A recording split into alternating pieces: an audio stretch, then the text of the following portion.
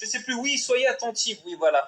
En fait, du coup, la marge de fabrication, les marges d'erreur ne sont pas des marges qui sont faites pour avoir des fusées qui vont envoyer des êtres humains.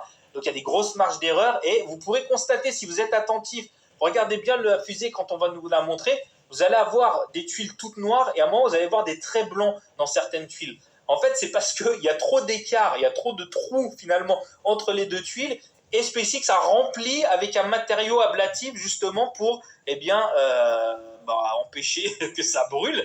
Et donc, soyez attentifs. Peut-être vous allez voir ces petites choses un peu bizarres, ces petites taches blanches sur le booster. Si vous êtes vraiment attentif, mais c'est difficile à voir parce que le noir, il est quand même assez présent. Et donc, parfois, vous allez avoir une couleur bleue ou rouge dans certaines zones. En fait, c'est pas un matériau ablatif différent, c'est simplement l'adhésif qui est utilisé pour coller le matériau ablatif qui est soit rouge, soit bleu. Il est différent. Je pense que SpaceX fait des tests et donc parfois il y a un peu des résidus qui restent sur place et donc vous avez des taches rouges, bleues et blanches.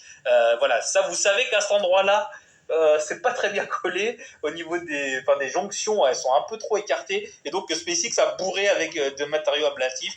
Donc si on voit ça sur les écrans, voilà, au moins vous avez l'explication de ce que ça veut dire.